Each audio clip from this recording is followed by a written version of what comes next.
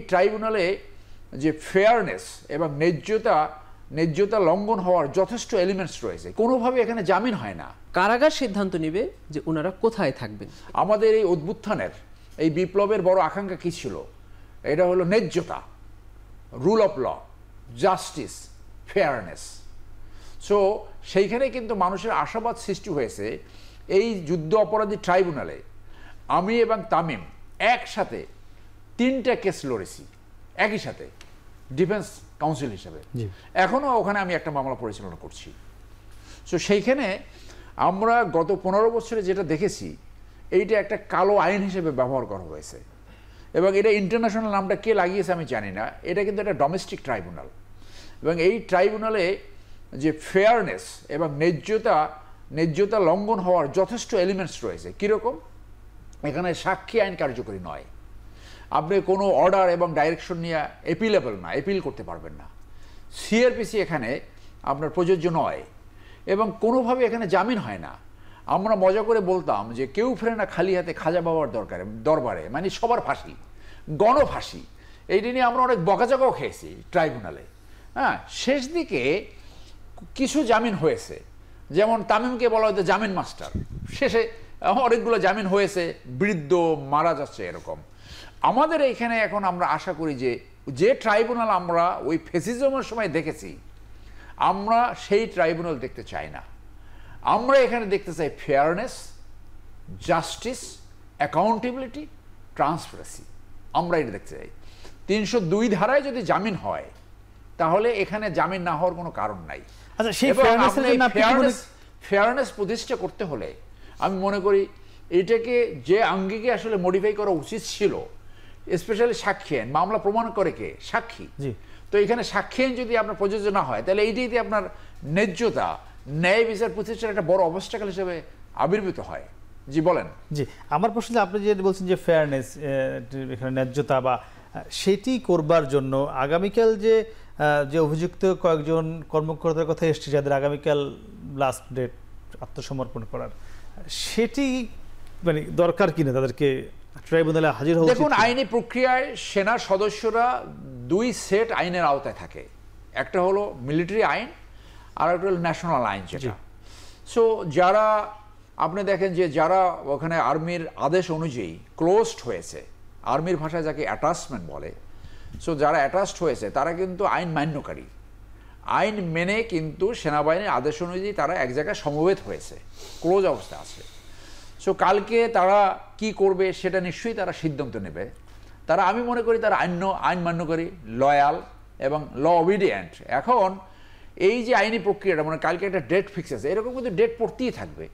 কালকে যদি হাজির না হয়, হাজির হলেও আইনি প্রক্রিয়া যাবে, হাজির না হলেও আইনি প্রক্রিয়া যাবে, হাজির না হলে হবে। এখানে কিন্তু কিছু আসামি আছে পলাতক না, কিন্তু এখানে কিন্তু আমি একটু আপনাকে থামাই। আপনি যদি বলছেন যে তারা আইন মান্য করে এক ধরনের হেফাজতেই আছে, কিন্তু অপরাধের আইসিটি যেটা ট্রাইব্যুনাল বলছে যে তারা হেফাজতে আছে বা কি আছে, এই তথ্য তাদের কাছে নাই।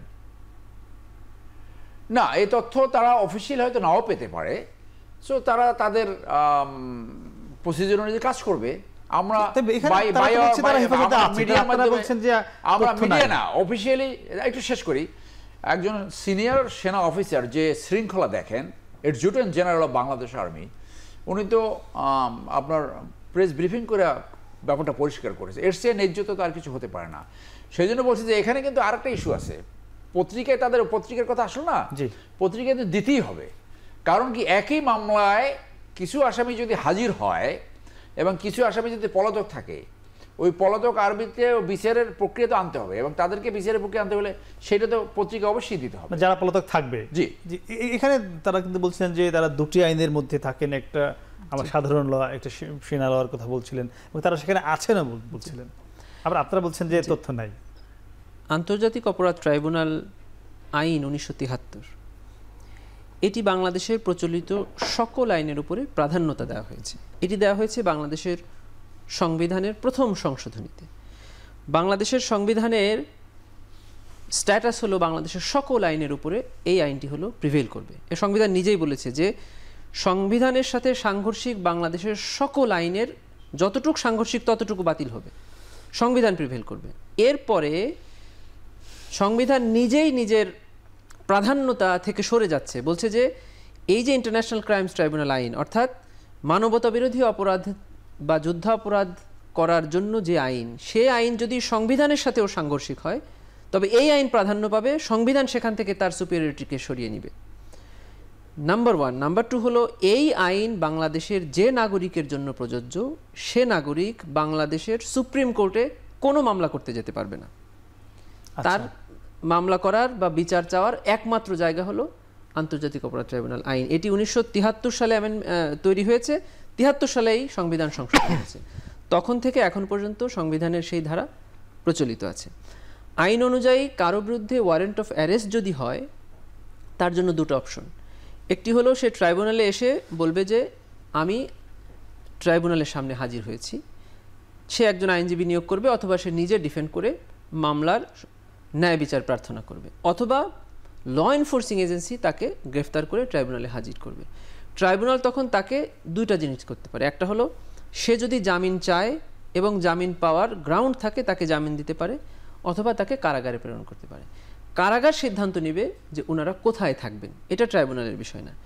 ওনারা যদি ট্রাইব্যুনালে হাজির না হন, ওনারা মানে কি, যে কোনো আসামি, অথবা তাদেরকে পুলিশ গ্রেফতার না করে বা না করতে পারে, তখন পুলিশ অথরিটি ট্রাইব্যুনালে একটা NER, non execution of warrant of arrest report দিবে যে তাদেরকে খোঁজাখুঁজি করে কোথাও পাওয়া যাচ্ছে না, NER দেওয়া হলো।